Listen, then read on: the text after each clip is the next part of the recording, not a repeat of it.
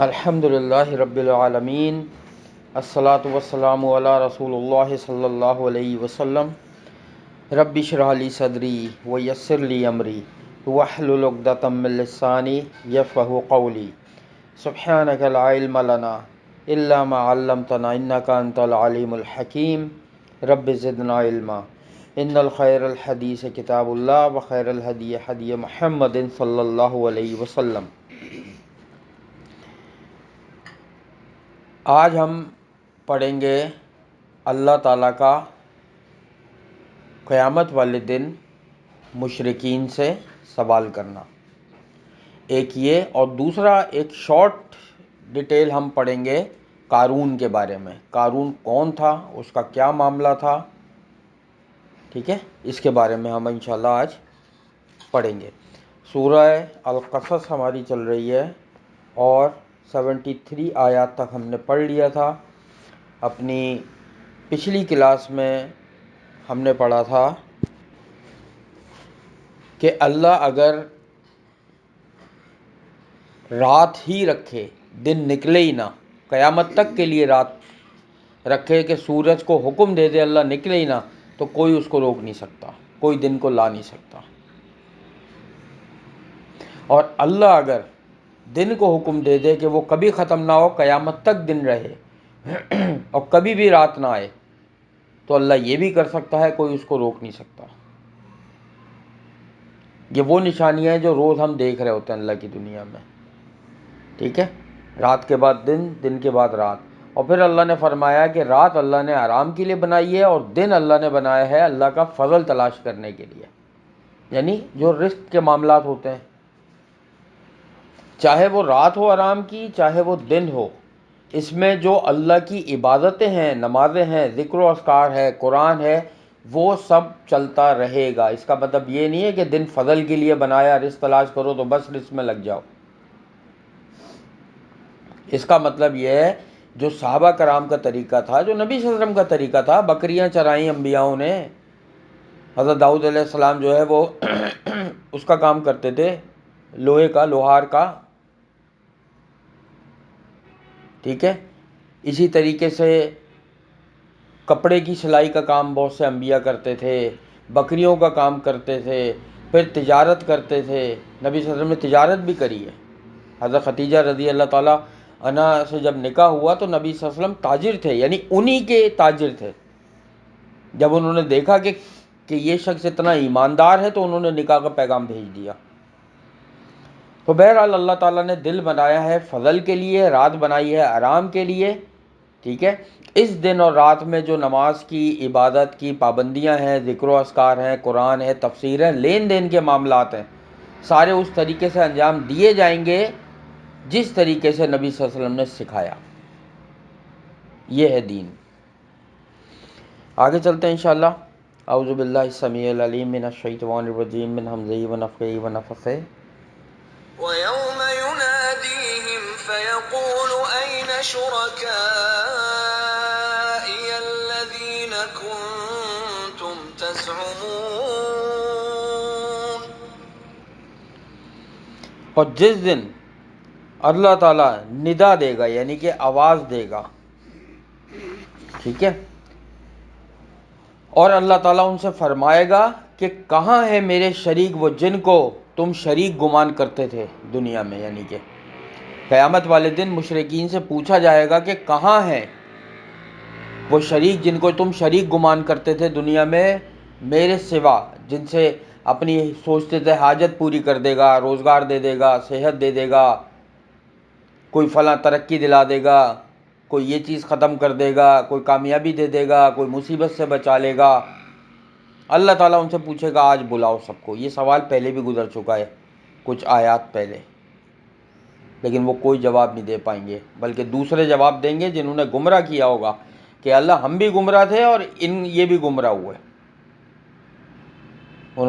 وہ سوچیں گے اس سے پہلے کہ ہم پھنسیں ہم خود ہی بول دیتے ہیں خوف کے مارے۔ میں نے اس وقت ڈیٹیل بتائی تھی اس کی۔ تو اللہ تعالیٰ فرمائیں گے آج کہاں ہیں وہ شریک، لیکن وہ کوئی جواب نہیں دے پائیں گے۔ اور پھر پچھلی آیتوں میں ہم نے پڑھ چکے ہیں کہ اللہ تعالیٰ کہے گا آج پکارو ان کو، بس پکارو تم آج ان کو جو میرے علاوہ شریک ٹھہراتے تھے. وہ پکاریں گے، لیکن اللہ نے فرمایا کہ وہ سارے کے سارے شریک گم ہو جائیں گے. یعنی کہ گم ہونے کا مطلب ہے کوئی کہیں سے آواز نہیں دے پائے گا، کیونکہ کوئی ہے ہی نہیں اللہ کا شریک. یہ تو خود لوگوں نے بنائے ہوئے تھے، اللہ کا تو کوئی بھی شریک نہیں ہے. ٹھیک ہے، اگلی آیت کی طرف چلتے ہیں انشاءاللہ. ونزعنا من كل أمة شهيدا فقلنا هاتوا برهانكم فعلموا أن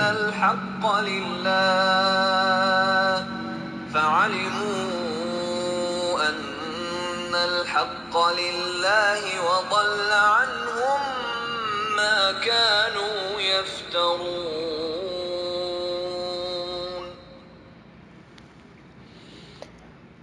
اب اللہ تعالیٰ فرما رہے ہیں اور ہم نکالیں گے ہر امت میں سے ایک گواہ،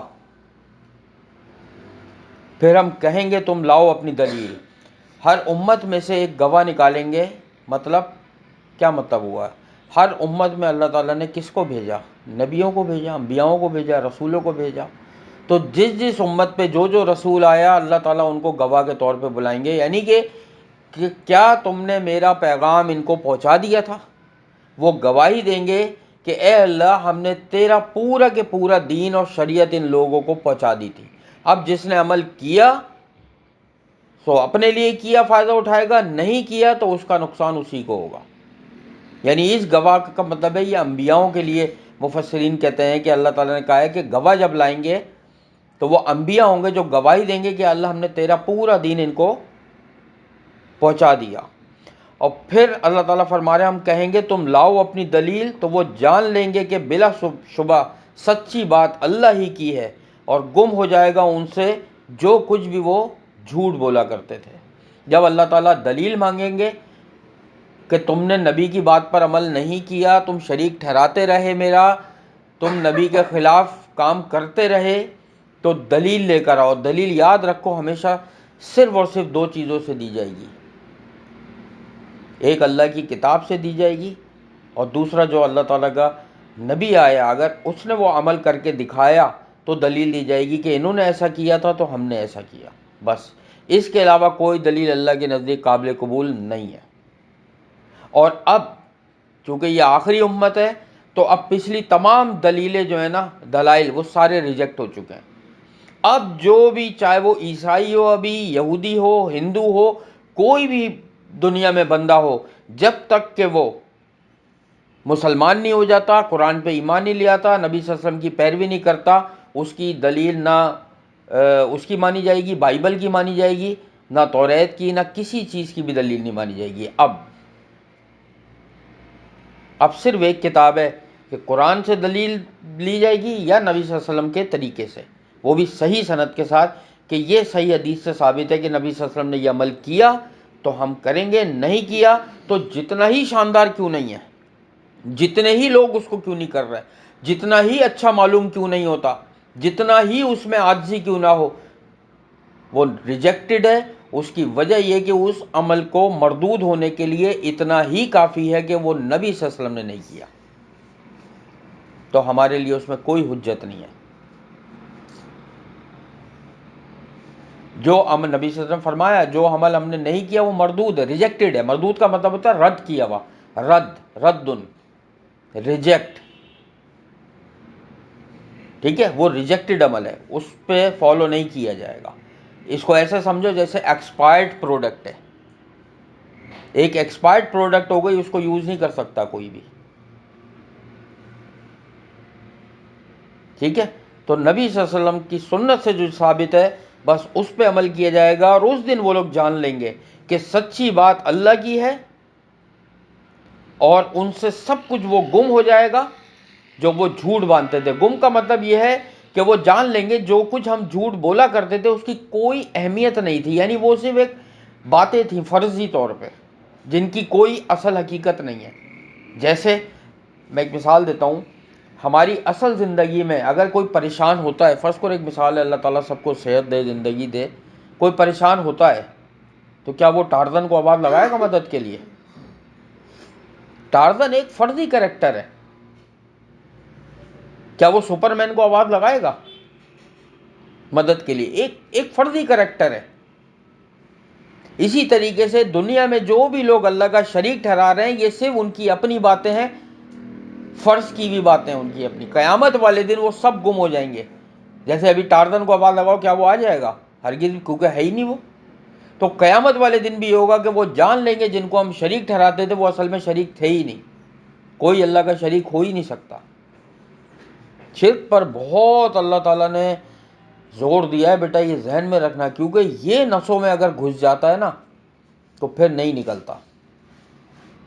ابھی میں آج مارکیٹ سے آ رہا تھا، سوچ رہا تھا ایک دو جملے، جیسے اس دن میں نے بتایا کہ لوگ یہ غلطی کرتے ہیں، کہتے ہیں اللہ تعالیٰ نے فلاں ڈاکٹر کے ہاتھ میں بڑی شفا رکھی ہے، یا فلاں دوا میں بڑی شفا ہے۔ یہ شفا اللہ کا اختیار ہے، اللہ کے اختیار میں۔ دوسری ایک اور چیز، جیسے لوگ جملے استعمال کرتے ہیں، ابھی میں نے دیکھا کچھ ادھر ادھر لوگوں کو بولتے ہوئے، آفسوں میں بھی دیکھا، باہر بھی دیکھا، اور بلکہ میڈیا میں بھی دیکھا کہ کسی نے اگر کچھ اچھا کام کیا تو ایک شخص بولنے لگا کہ یہ تو کنفرم جنتی ہے، نعوذ باللہ من ذالک۔ یہ اللہ کا اختیار ہے کہ کس کو جنت میں بھیجنا ہے، کس کو جہنم میں بھیجنا ہے۔ کوئی انسان کہنے والا کون ہوتا ہے کہ فلاں جنتی ہے پکا یا فلاں جہنمی ہے پکا؟ یہ اللہ کی، یہ رب کے وہ ہیں اختیارات ہیں، اس میں انسان کیسے شریک ہو سکتا ہے؟ یعنی سوچو کہ آپ کس منہ سے کہہ رہے ہو کہ یہ اللہ کا اختیار ہے۔ ہاں آپ یہ کہہ سکتے ہو کہ انشاءاللہ اللہ تعالیٰ آپ کو جنت میں جگہ عطا کرے، انشاءاللہ اللہ تعالیٰ آپ کو جہنم کی آگ سے بچا لے، یہ کسی کے لیے دعا کی جا سکتی ہے، لیکن ایسے جملے کہنا جو رب کا اختیار ہے، یہ خود شریک ہونا ہے اللہ کی ذات میں، نعوذ باللہ من ذالک۔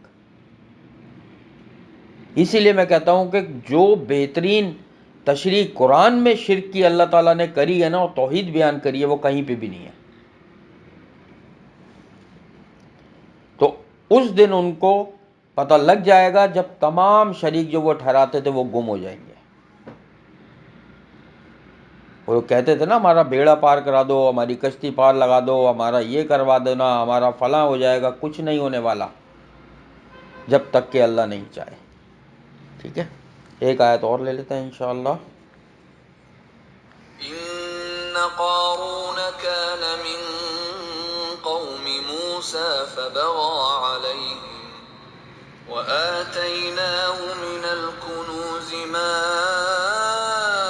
إن مفاتحه لتنوء بالعصبة أولي القوة إذ قال له قومه لا تفرح إن الله لا يحب الفرحين۔ اب اللہ تعالیٰ فرما رہے ہیں بلا شبہ قارون تھا موسیٰ علیہ السلام کی قوم میں سے۔ قارون کون تھا؟ کسی کو پتہ ہے؟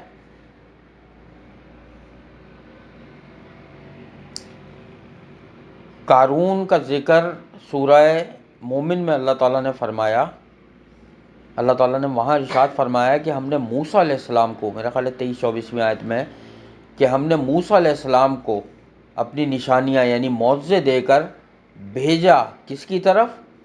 یہ قرآن کے الفاظ ہیں، فرعون کی طرف، حامان کی طرف اور قارون کی طرف۔ تینوں کا اللہ تعالیٰ نے نام بتایا وہاں پہ، اور انہوں نے موسیٰ علیہ السلام کو دیکھ کر کہا یہ جھوٹا ہے، جادوگر ہے یہ تو۔ یعنی اس آیت سے ہمیں کیا پتہ لگتا ہے کہ قارون کون تھا؟ فرعون اور حامان کا ساتھی۔ اور یہاں پر کیا آ رہا ہے؟ اللہ تعالیٰ فرما رہے ہیں بلا شبہ قارون تھا موسیٰ علیہ السلام کی قوم میں سے۔ موسیٰ علیہ السلام کی قوم کون سی تھی؟ بنی اسرائیل تھی۔ دیکھو یہ بات ایسے ہے، یہ دو الگ الگ باتیں نہیں ہیں، قرآن میں تضاد نہیں ہے۔ یہاں اس آیت کا مطلب ہے کہ قارون جو ہے وہ موسیٰ علیہ السلام کی قوم میں سے تھا، بنی اسرائیل سے تھا۔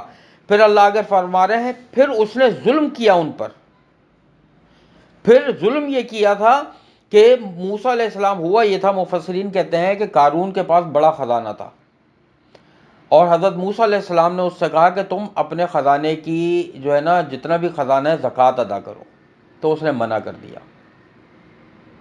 اور وہ پھر جا کے مل گیا فرعون کی قوم میں، فرعون کے ساتھ، جو کہ ظلم کرنے والے تھے بنی اسرائیل پر۔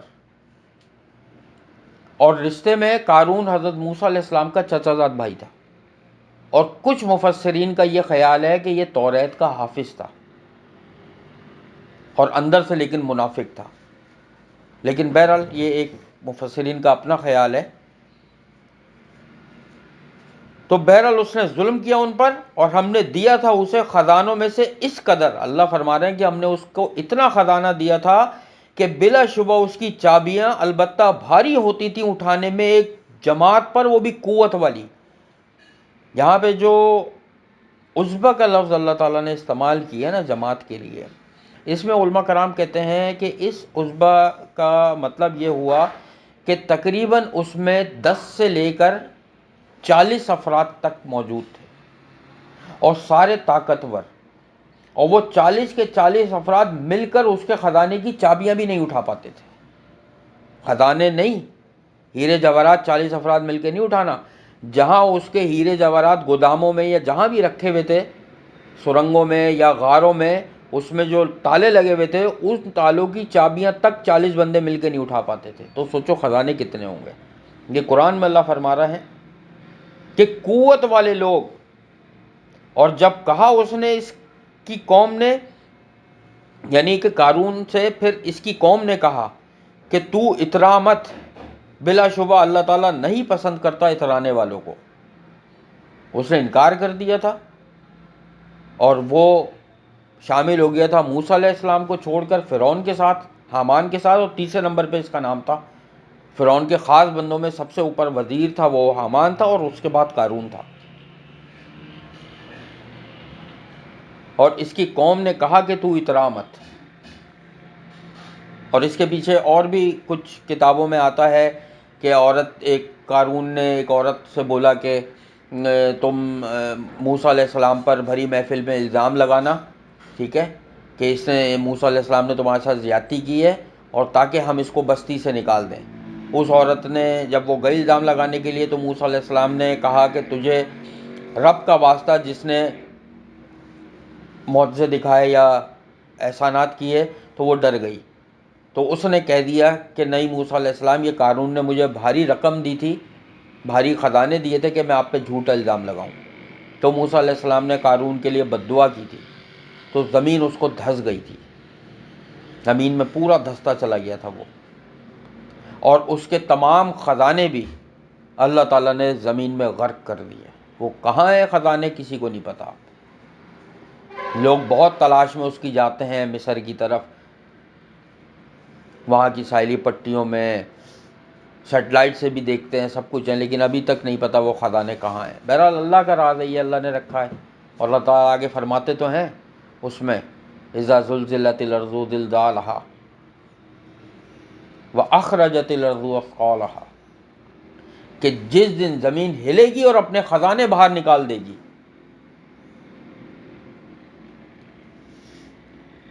تو لوگ کہیں گے اس کو کیا ہو گیا، اور وہ سمجھ جائیں گے کہ اب وہ وقت آ گیا جس کا ایک کتاب میں ذکر ہے۔ تو بہرحال یہ خزانے زمین کے اندر بہت تعداد میں ہیں، کہاں ہیں یہ صرف اللہ کو پتہ ہے۔ یہاں بس سمجھانے کا مطلب یہ ہے کہ قارون نے جو ہے وہ ظلم کیا، بنی اسرائیل سے ہو کر فرعون کے ساتھ مل گیا، اور بنی اسرائیل پر ظلم کرتا تھا۔ حضرت موسیٰ علیہ السلام کو جھٹلایا، ان کی شریعت کو جھٹلایا، توریت کو جھٹلایا اس نے، کہ اللہ پر ایمان نہیں لایا، اللہ کی بات کو فالو نہیں کیا، اپنے نبی کی بات کو فالو نہیں کیا۔ جب قیامت والے دن اوپر پڑا ہے کہ گواہ بلائے جائیں گے، تو اللہ تعالیٰ پہلے انبیاؤں سے پوچھے گا کیا آپ نے میرا پیغام پہنچا دیا تھا؟ انبیاء کہیں گے جی پہنچا دیا تھا۔ اچھا پتہ ہے اس میں میں تمہیں ایک اور بھی حدیث سنائی تھی، کچھ امتیں ایسی ہوں گی وہ منع کر دیں گی، اللہ کا خوف دیکھ کے اور جہنم سامنے دیکھ کے وہ صاف منع کر دیں گی، اللہ تعالیٰ سے کہہ دیں گی کہ اللہ تیرے نبی نے ہمیں تیری بات نہیں پہنچائی، انکار کر دیں گی۔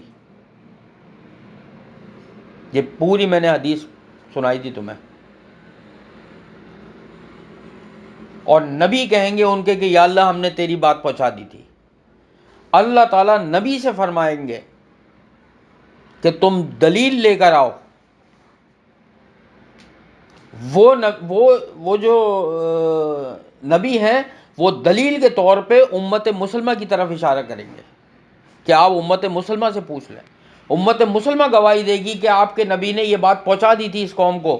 اللہ تعالیٰ امت مسلمہ سے پوچھا گا کہ تمہیں کیسے پتا. امت مسلمہ کہے گی کہ اللہ ہم نے تیری کتاب قرآن میں پڑھا ہے جو آخری کتاب ہے بالکل اور حق اور سچ والی کتاب ہے کہ تیرے ہر نبی نے تیرا پیغام پہنچا دیا تھا اور قرآن میں بھی یہی بات ہے. تو اللہ تعالیٰ کس کی دلیل مانی؟ اللہ نے قرآن کی. جب اللہ قرآن کی دلیل مان رہا ہے تو ہم کون ہوتے ہیں قرآن کو چھوڑنے والے؟ یہ اللہ کی کتاب ہے تو دلیل کے طور پہ اللہ کا کلام پیش کیا جائے گا وہاں یا نبی صلی اللہ علیہ وسلم کی سنت. اللہ تعالیٰ سے دعا ہے کہ اللہ تعالیٰ صحیح معنوں میں ہمیں دین کی سمجھ عطا فرمائے اور جو بھی ہم سے پڑھنے میں لکھنے میں سمجھانے میں سمجھنے میں غلطیاں کوتاہیاں ہو جاتی ہیں اللہ تعالیٰ اس کو درگزر فرمائے. ہمارا اصل کام ہے کہ اللہ تعالیٰ کا دین قرآن سے سیکھنا اور نبی صلی اللہ علیہ وسلم کی سنت پر عمل کرنا. اللہ تعالیٰ ہمارے گھروں میں رزق میں علم اور عمل میں برکت عطا فرمائے. ہماری نوکری اور کاروباروں میں اللہ تعالیٰ بہتری فرمائے. اس میں حلال رزق میں اضافہ فرمائے. سب کی تمام مشکلات پریشانیوں اور بیماریوں کو دور فرمائے. آخرت میں ہمارا حساب کتاب انبیاء شہداء صدیقین اور سلف صالحین کے ساتھ فرما دیجیے گا. ہمیں نبی صلی اللہ علیہ وسلم کا ساتھ ان کی شفاعت اور ان کے ہاتھوں سے آب کوثر نصیب فرما دیجیے گا. ہم سب کو 70,000 لوگوں میں شامل فرما دیجیے گا جو بغیر حساب کتاب کے اللہ کی رحمت سے جنت الفردوس میں جائیں گے. ربنا تقبل منا انك انت السميع العليم وتب علينا انك انت التواب الرحيم. سبحان الله عما يصفون وسلام على المرسلين والحمد لله رب العالمين. سبحانك اللهم وبحمدك نشهد ان لا اله الا انت نستغفرك ونتوب اليك. السلام علیکم ورحمۃ اللہ وبرکاتہ.